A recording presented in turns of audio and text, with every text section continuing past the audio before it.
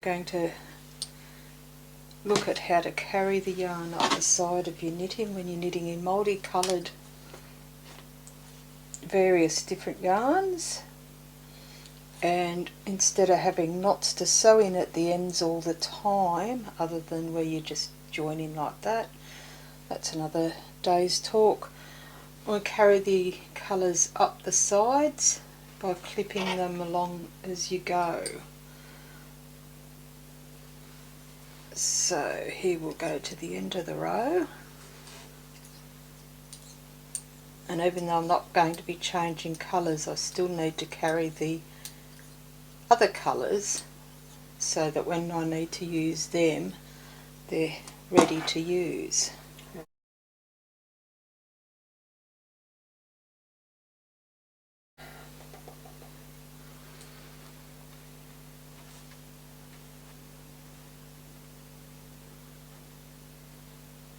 So we've got to the end of the row.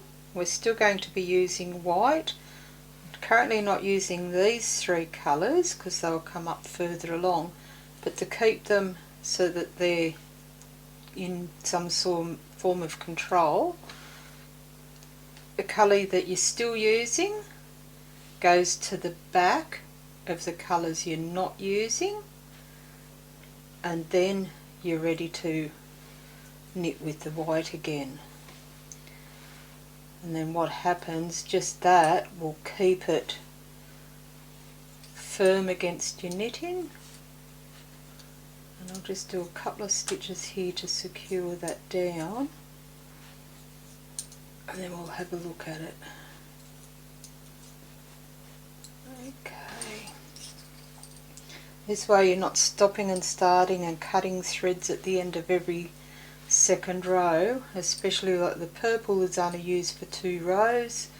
By doing that, it saves on yarn wastage. Just give it a gentle tug to keep it firm, but not so that it strangles, and then when you get to the next time you need that colour, it's already there to be used. So for our sample today, and I'll just pull that out so that I can open this up, we're using thicker yarns and multicolours so that it will show up nicely on the camera.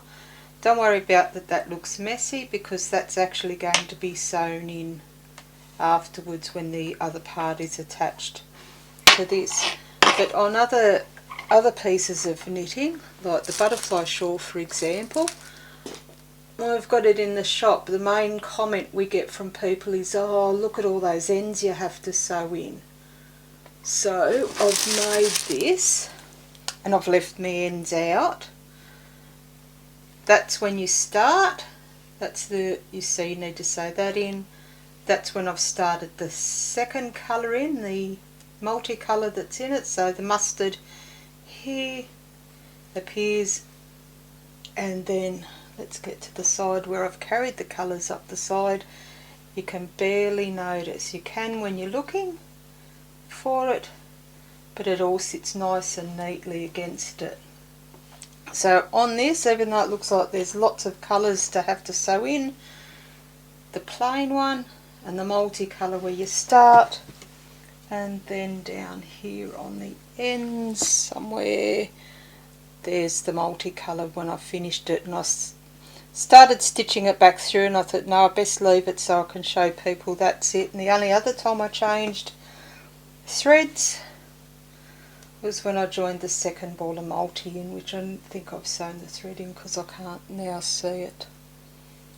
So that's it. Was the butterfly shawl, and so it comes as a kit, or you can buy the patterns separately on Ravelry, but we have them in the shop as pre-packed kits. So there's those. Okay, so earlier we looked at how to change the colour when I was knitting with the white. So I've now done the 2 rows of purple, and we're back to changing colours again. So if I just get to the end of this row, so purple yarn on purple needles is a bit hard to see.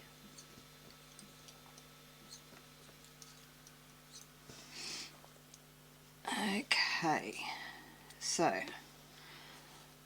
need to change colours again, so I'll leave the purple one at the back because I'm finished with it. The white one's there from earlier, and now I need to pick up the multicoloured one. So that's the one I'm going to be using next. And wrestle it off the ball. There we go. So the three colours we're not using, I'll hold there, I'll bring that one to the back, and where's my needle? There it is, hiding. Now hold that one at the back because that's the one we're going to be using, and then don't pull it too tight, but firmly but not tight, because you don't want it to all pucker. We'll knit in, whoops daisies, knit in about 4 or 5 stitches again. And I usually do it a little bit slowly so that we can just keep an eye on what we're doing. Right, so knitted about 5 stitches with one wanting to escape, and then with the yarn at the back that we're not using, if I just show you here, we just give each in turn a little gentle tug that just keeps it uniform along there. And the one that we've just finished using will just close up, and you can't really see it because it's dark, just close up that last loop on, or the first loop on that stitch, and there we've gone, we've changed colours, keeping the yarn in some sort of order. And now, like I said earlier, that these are going to be stitched in when the next piece is added, so that'll disappear into the seam. And it does look a bit chunky and uneven along there, but that actually doesn't matter as well. And it's sometimes down to the yarn I'm using here now is a thick and thin yarn, so you do your best as you can with the colour change on that, and it will all work out. And then also with doing colour changing, you can do it with multicoloured yarns like that one, or like that, or even variant yarns. So when I say variant, I mean that's that thick, and his friend, the same brand, it's the same yarn, just do 2 different thicknesses. And where's one end here? So we've got that one, and they're both going into the same item, which, if I just show the camera, is that one. Vest, lovely vest. So you're using a thick yarn and a thin yarn in the same colours, and then just alternating rows. So what we've got on here, if I hold it up and shine the light through on the white background there, so we've got 2 rows in the thicker yarn and 4 rows in the thinner, 2, 4, 2, 4 all the way down, using the same size needle throughout, so you don't chop and change needles either, and that gives you that effect.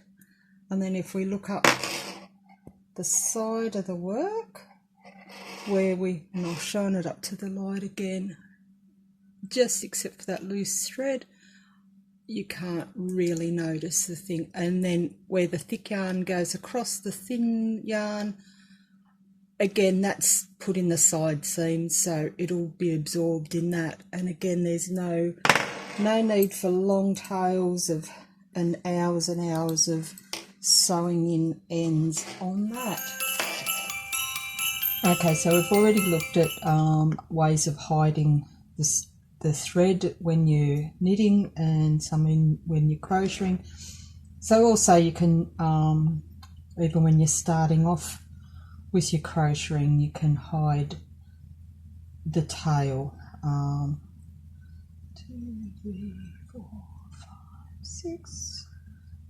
And so if you're doing granny squares or one of the crochet along rugs that are quite popular now, you don't need to have that thread there getting in your way. So generally they'll the squares and the circles start with trebles into the ring, so hold the thread with the chain loop that you've already made, and then just go in and over the top with your normal treble stitches, and then by the time you've made your way around the circle, it gets absorbed into the circle. Okay, so like so. So we can hide the chain, hide the with the chain we can hide the tail thread, and just by doing normal trebles into the loop but holding that with the chain loop you've already made. And you can either do a complete fill in the circle and that will complete holding it down, or you can even, if you even make corners and still holding that down and it still stays secure in under there. 2,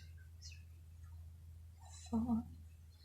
So I'll just start off making a triangle and then we'll move on to something else. 1, 2.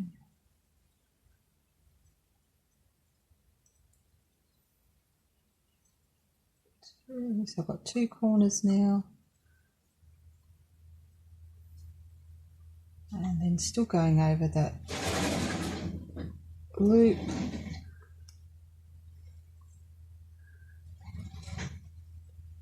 To hold it down. Okay, so there's my triangle made. So there's my 3 corners. Turn it over to the other side. You've still got some of the loop showing, so you can pull that through to just tighten the thing up.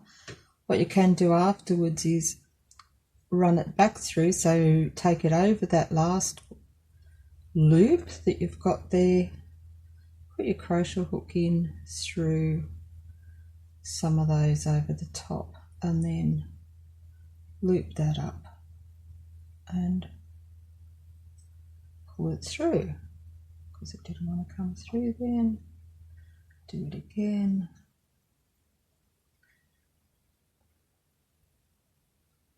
Hold it tighter this time in my hand. There we go, and pull it back through. And you can now cut it because the loop's gone, the thread's gone all the way around and then some ways backwards, and that's quite secure in under there.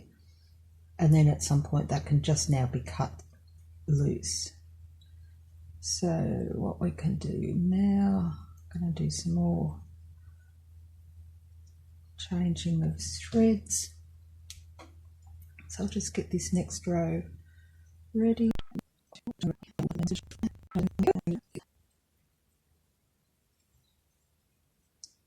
Right, what I'm going to do is pretend we're running out of yarn and join in another colour. 3, 4, 5 mid chain where there's looks to be nowhere that you can hide. 3, 4, 5, because it all being chainy, of course. So I've got the dark colour that we've just broken off. We're going to put a light colour in. I normally wouldn't do this on the same row, but for the video this is what we're doing. Tie the 2 ends together. You only need about that much tail always anyway, and so that you can see how I can hide the colours. 1, 2, 3, 4. Alright, now we've come up with a join right on a stitch. So now, a close up of this, how do we hide that? Because otherwise, if I just went normally, 1, 2, 3, 4, 5, you've got that dangling right in the way of your work. and that's really not the effect that I think you'd be looking for. So take it back. Now we're going to do one chain and then hold that in between those fingers, put your needle, your hook around the other side, bring up the loop that you're going to be using and pull that through. So now we've already got it secured down on the back just there. This time go over the threads and again pull the next chain through and under the next time and pull it through. And you can see the dark pink coming up through the pale pink, and then the stitch is woven the loose ends in through that. Now I know it does in a way look a bit untidy.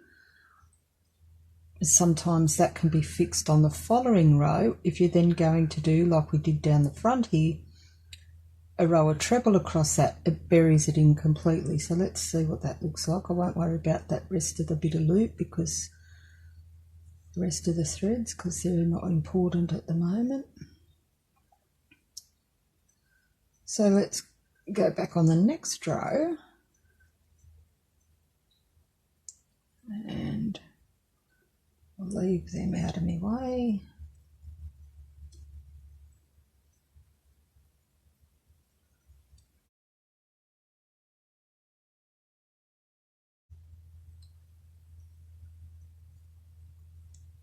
But right, now our next row needs to have a row of trebles on it. So again, hold that down even though it's already secured in the chain. Hold that down out of the way and then just treble over the top as if it's all just one. Okay, and that secures it down. Now for the moment you can see the dark pink going through with all the pale pink, and that's just because that's for the video. But if you were doing it normally, let's now see how that would turn out. I'll rejoin in the first colour and doing the exact same thing again, or close enough. So join in the first colour again as if you just ran out normally on a normal row. Okay, so again work up to where the knot is. Right, now holding it again to the, we'll go underneath and go through and over the top this time, underneath this time, over the top, and do it for how many chain you normally would need for that spot. We can now also bury it in a bit of double crochet, and again you've still got a bit of tail, so over the under, over, under, over, and now this time, because we've used the same colour in the join, I'll just do those trebles, holding it up to the camera. You now can't see any evidence of a join. You've got the little bit of knot showing there if you really got up close and personal with it. But again, if your next row is a row of trebles, even if your next row is a row of chain, that's still now going to be hidden in amongst your work. So let's see if we'll do another 2, 3. Okay, another row of chain and treble in over the top of that like that. Being multicolour at the moment does help bury it in amongst the colours, but even on the plain colour you can do that.